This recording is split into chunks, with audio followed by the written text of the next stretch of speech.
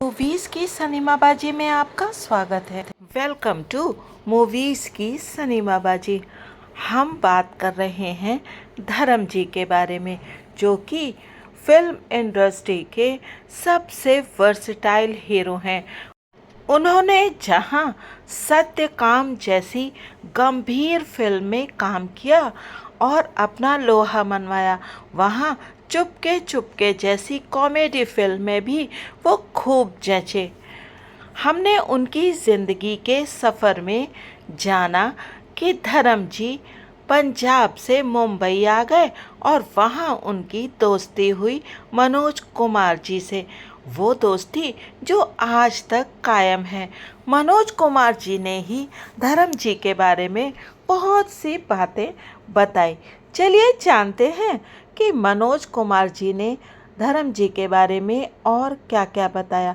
इसके पहले कि हम धर्म जी की ज़िंदगी का ये सफ़र शुरू करें, मूवीज़ की सिनेमाबाजी परिवार की तरफ से धर्म जी को बहुत बहुत शुभकामनाएं और बधाइयाँ। उनके बेटे की फिल्म गदर 2, जी हाँ, सनी देओल जी की गदर 2 बॉक्स ऑफिस पर धमाल जो मचा रही है, और एक पिता के लिए इससे ज़्यादा गर्व की बात और क्या हो सकती है कि उसका बेटा इतना ज़्यादा सफल है। हम बात कर रहे थे उन दिनों की जब धर्म जी स्ट्रगल कर रहे थे, और उस समय उनके सबसे पक्के दोस्त थे मनोज कुमार जी। मनोज कुमार जी बताते हैं, रमेश सहगल जी एक फिल्म बना रहे थे और उनका ऑफिस था रंजीत स्टूडियो में। स्क्रीन टेस्ट के लिए 4 हीरोज़ को बुलाया गया था, क्योंकि सहगल जी बना रहे थे फिल्म 2 हीरो वाली। और रूप तारा स्टूडियो में होने वाले इस स्क्रीन टेस्ट में सुरेश पुरी जी, जो उस फिल्म फेयर कॉन्टेस्ट के विजेता थे जिसमें धर्म जी सेकंड आए थे, और इसके साथ मनोज कुमार जी और एक और व्यक्ति। इन चारों लोगों में से धर्म जी और मनोज कुमार जी को चुन लिया और उन लोगों से कहा गया कि वो जाकर के हॉलीवुड की मशहूर फिल्म पिकनिक देख लें। दोनों लोगों को फिल्म की कहानी समझ में तो आ गई थी, पर फिर भी उन्होंने ये पक्का करने के लिए कि कहीं वो गलत ना हो, उन्होंने फिल्म की कहानी थिएटर के बाहर के एक व्यक्ति से कंफर्म कर ली। उन लोगों को ऐसा लगता था कि सहगल साहब कहीं उन लोगों से फिल्म की स्टोरी ना पूछ लें। मनोज कुमार जी बताते हैं कि रंजीत स्टूडियो में ही लेखराज जी का भी ऑफिस था, जो कि मेरे कज़न थे। वो राइटर, प्रोड्यूसर और डायरेक्टर थे, और यही जगह हमारा अड्डा होती थी। हम यहाँ पर घंटों बिता देते थे।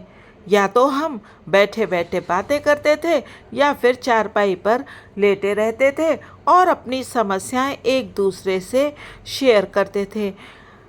कुमार जी बताते हैं कि मेरा दिल्ली में एक अफेयर चल रहा था और मैं उस लड़की से शादी करना चाहता था, और तभी धर्म जी ने उन्हें बताया कि उनका विवाह हो चुका है और उनके एक बेटा भी है, अजय। इन दोनों के साथ वहाँ पर एक और व्यक्ति भी थे, जो कि इन दोनों लोगों के साथ अपनी समस्याएं शेयर करते थे, और वो थे मशहूर फिल्म एक्टर शशि कपूर जी। वो चाइल्ड एक्टर भी रह चुके थे और पृथ्वीराज कपूर जी के बेटे और राज कपूर जी के भाई थे। याहू शमी कपूर जी के छोटे भाई शशि कपूर जी इन दोनों लोगों के साथ रहते थे। मगर मनोज कुमार जी बताते हैं कि वो कभी भी एक स्टार की तरह पेश नहीं आते थे। हम तीनों एक साथ फिल्मों में स्क्रीन टेस्ट देने के लिए जाते थे और बगैर ये सोचे कि किसका सिलेक्शन होगा, हम चाहते थे कि हम में से किसी भी एक व्यक्ति को फिल्म मिल जाए। उसी समय शाहिद लतीफ़ जी एक फिल्म बना रहे थे फिल्मिस्तान स्टूडियो के लिए और उस फिल्म के प्रोड्यूसर थे सेठ तोलाराम जालान जी। ये कहानी फिर से दो फिल्मी हीरोज़ की कहानी थी और मनोज कुमार जी और धर्म जी को इस फिल्म के लिए ले लिया गया। जालान जी ने मनोज कुमार जी को 450 रुपये फिल्म के लिए दिए और 350 धर्म जी के लिए। तब मनोज कुमार जी ने इस फिल्म में काम करने से मना कर दिया और जालान जी ने दोनों लोगों को फिल्म से हटा दिया। मनोज कुमार जी याद करते हुए बताते हैं कि हम दोनों लोग एक रेस्टोरेंट में बैठे थे। तब मैंने धर्म जी से कहा कि आपको तो ये फिल्म कर ही लेनी चाहिए थी। तब धर्म जी ने कहा कि मैं अपने दोस्त के बिना ये फिल्म नहीं करना चाहता था। मनोज कुमार जी बताते हैं कि मैंने उनसे कहा कि तुम ये क्या कह रहे हो, हमारे पास पैसा बहुत कम है, अगर तुम्हें ये फिल्म मिल जाती है तो कम से कम हमारे पास कुछ पैसा तो होगा। और तब धर्मेंद्र जी ने मनोज कुमार जी से एक ऐसी बात कही जिसे मनोज कुमार जी फिर कभी नहीं भूल पाए। धर्म जी ने उनसे कहा, यार पैसे की बात है ना, तुम मेरे पैसों से ले लेना। मनोज कुमार जी याद करते हुए बताते हैं कि मेरा गला भर आया और मैंने धर्म जी का हाथ पकड़ा और उनसे कहा चलो चलें। और फिर वो लोग वापस जालान साहब के पास गए और उनसे कहा कि वो दोनों फिल्म करना चाहते हैं।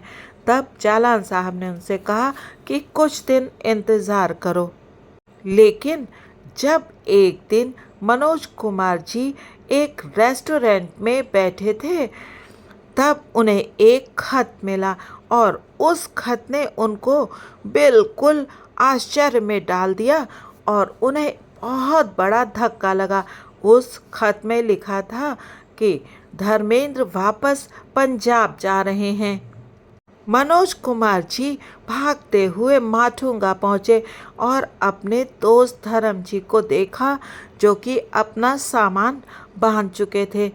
तब मनोज कुमार जी ने उनसे लड़ाई की और उनसे बहुत बहस की। धर्म जी बिल्कुल भी राजी नहीं थे कि वो यहाँ रुककर स्ट्रगल करें और अपना समय व्यर्थ करें। उन्हें एक नौकरी मिल गई थी दिल्ली में और उन्हें ये डर था कि अगर यहाँ कुछ ना हुआ तो ये नौकरी भी हाथ से जाती रहेगी। धर्म जी ने मनोज कुमार जी से कहा कि तुम्हारे पास भी बहुत ज़्यादा पैसा नहीं है। लेकिन मनोज कुमार जी बताते हैं कि मैं भी बहुत अड़ियल था और मैंने कहा नहीं, तुम नहीं जाओगे, 2 महीने रुको, मैं 2 महीने तुम्हारी देखभाल करूँगा और खर्चा मिल करके उठा लेंगे और मैं तुम्हारा खर्चा उठाऊँगा। और इसके कुछ ही दिनों बाद दोनों ने 2 फिल्मों का मुहूर्त किया। जालान साहब की पिकनिक का मुहूर्त हुआ, लेकिन उसी समय धर्म जी को जॉन्डिस हो गया और वो बहुत दुबले हो गए। फिल्म में उनका रोल एक आर्मी ऑफिसर का था, मगर अब क्योंकि उनका वेट कम हो गया था और वो आर्मी ऑफिसर के उपयुक्त नहीं लग रहे थे, इसलिए उन्हें फिल्म से हटा दिया गया। दूसरी फिल्म थी रमेश सहगल जी की शोला और शबनम। इस फिल्म में जो रोल मनोज कुमार जी करने वाले थे वो किसी दूसरे एक्टर राजन जी को दे दिया गया और दोनों दोस्त एक साथ किसी फिल्म में काम नहीं कर पाए। हालांकि कुछ फिल्मों में दोनों एक साथ आए तो, लेकिन आपस में कोई डायलॉग्स वगैरह नहीं थे। फिल्म शादी, मेरा नाम जोकर और मैदाने जंग, लेकिन दोनों के आपस में कोई बहुत ज़्यादा सीन आदि नहीं थे। मनोज कुमार जी इन दिनों की अच्छी यादों को शेयर करते हुए बताते हैं कि एक बार हम लोगों को फर्स्ट क्लास का रेलवे का पास मिला चर्च गेट से गोरेगांव जाने के लिए, जहां पर फिल्मिस्तान स्टूडियो था, और 3 दिन तक हम इसी से आते जाते रहे। इस दौरान हमने जूस भी पिए और मलाई भी खाई और उधार पर सूट भी सिलवा लिए। और ऐसी ही एक ट्रेन के सफ़र की घटना बताते हैं मनोज कुमार जी। वो बताते हैं कि एक बेहद खूबसूरत लड़की विंडो सीट पर बैठी हुई थी, जिसके बहुत खूबसूरत घुंघराले बाल थे, जो अपनी आंखें बंद किए हुए थी। और यही खूबसूरत सी लड़की बाद में दोनों की हीरोइन भी बनी।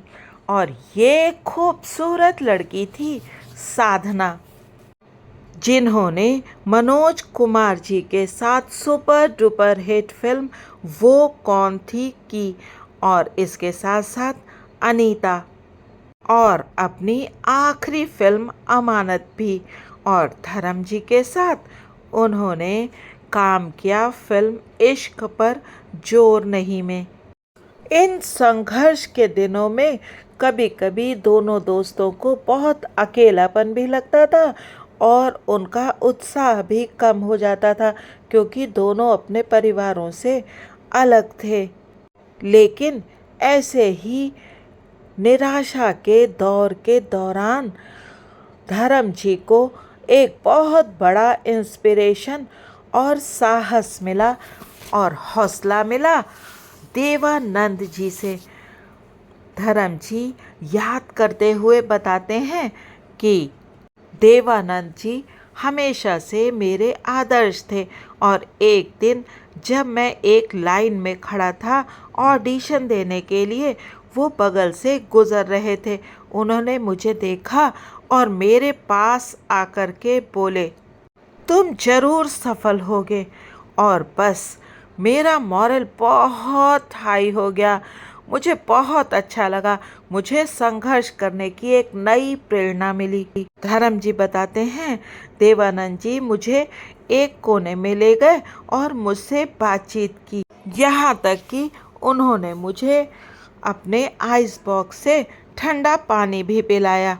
कहाँ मैं देवानंद साहब को देखने के लिए मरा जा रहा था, उनसे मिलने के लिए बेकरार था, और कहाँ देव साहब मुझसे बात कर रहे थे।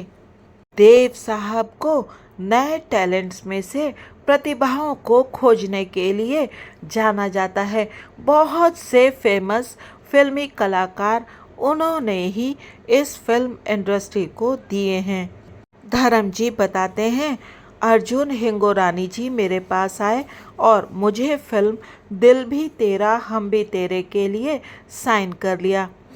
और उसके बाद मैंने शोला और शबनम और बंदनी भी साइन की, रमेश सहगल जी के साथ और विमल रॉय जी के साथ।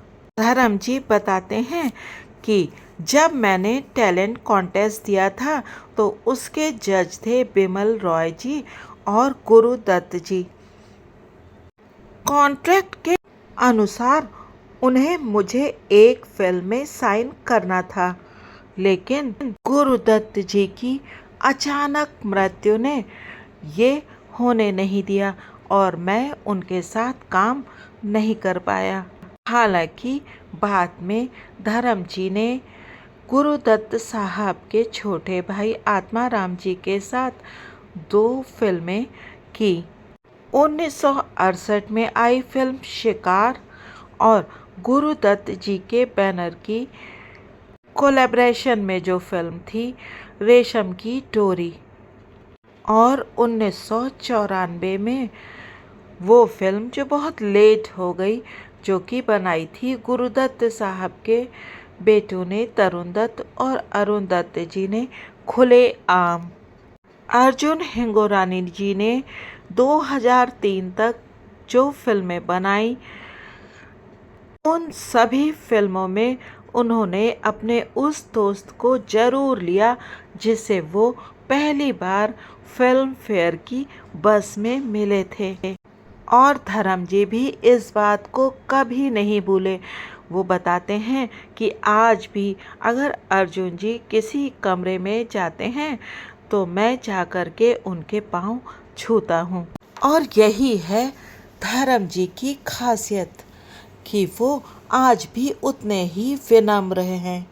इतने बड़े स्टार होने के बावजूद धर्म जी बहुत विनम्रता से बताते हैं कि हिंगोरानी जी मुझे 8 आने देते थे और हिंगोरानी जी धर्म जी के लिए नाश्ते का इंतज़ाम भी करते थे।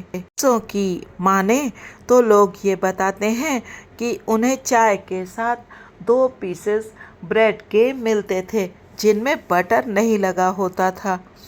फिल्म दिल भी तेरा हम भी तेरे में डायरेक्टर थे हिंगोरानी जी, जिन्होंने अपना डेब्यू इसी फिल्म से किया था और धर्म जी का इस फिल्म में एक सपोर्टिंग रोल था। फिल्म के प्रीमियर में जो कि हुआ था 1960 में, धर्म जी 4 से 5 किलोमीटर की दूरी तय करके वर्सोवा से अंधेरी गए थे और वहां से चर्नी रोड तक, जो कि 20 किलोमीटर दूर था, ट्रेन से गए और फिर पैदल चलकर सेंट्रल टॉकीज तक। धर्म जी बताते हैं कि मैं बहुत डरा हुआ था और नर्वस भी था और वहाँ पर उन्हें किसी ने पहचाना नहीं कि वो फिल्म के दूसरे हीरो हैं और धर्म जी को भी फिल्म बिल्कुल पसंद नहीं आई। उन्हें उस फिल्म में अपनी परफॉर्मेंस भी पसंद नहीं आई थी। धर्म जी बताते हैं, आज तक मुझे जो कुछ भी मैं करता हूँ उसमें संतोष नहीं मिलता। मुझे ऐसा कभी नहीं लगता कि वाह मैंने क्या काम किया है। धर्म जी को तो बस ऐसा लगता है कि मुझे और भी ज़्यादा मेहनत करनी चाहिए और तभी तो धर्म जी हमेशा इतने परफेक्ट रहते हैं, क्योंकि वो मेहनत करने से नहीं घबराते और हर रोल में और ज़्यादा मेहनत करते हैं। हालांकि धर्म जी को फिल्म में अपना काम पसंद नहीं आया था, लेकिन फिल्मी मैगजीन स्क्रीन ने लिखा था, नए आए हुए हीरो धर्मेंद्र ने अच्छा काम किया है। हालांकि रोमांटिक सीक्वेंस में और इमोशनल टेंस मोमेंट्स में वो बहुत ज़्यादा कंफर्टेबल नहीं लगते हैं, लेकिन कुछ ही दिनों में अच्छी गाइडेंस के साथ वो बहुत अच्छा काम करेंगे।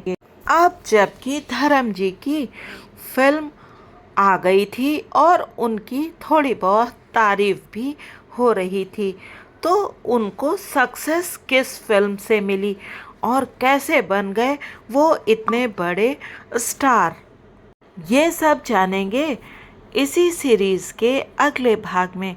तब तक आप बने रहिए मूवीज़ की सनीमा बाजी के साथ और सुनते रहिए धर्म जी की ये मनोरंजक और प्रेरणा देने वाली कहानी।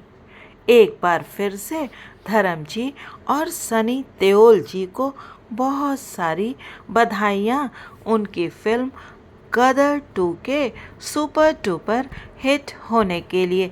और हाँ, आपको जैसे ही मौका लगे आप फिल्म को देखने के लिए अवश्य जाइएगा, क्योंकि फिल्म बेहद अच्छी बन पड़ी है और पहली वाली गदर की याद दिला देती है। जैसे आम तौर पर फिल्म्स के सीक्वल्स होते हैं, ये फिल्म उनसे बिल्कुल अलग हटकर है, क्योंकि इस फिल्म में वो कनेक्शन आज भी बना हुआ है जो पहली वाली गदर में था, यानी कि इमोशंस, प्रेम। पहली फिल्म में एक पति का अपनी पत्नी के लिए प्रेम दिखाया गया था और इस फिल्म में एक पिता का अपने पुत्र के लिए प्रेम दिखाया गया है। फिर मिलेंगे इसी सीरीज़ में आगे। वीडियो देखने के लिए आपका बहुत बहुत धन्यवाद।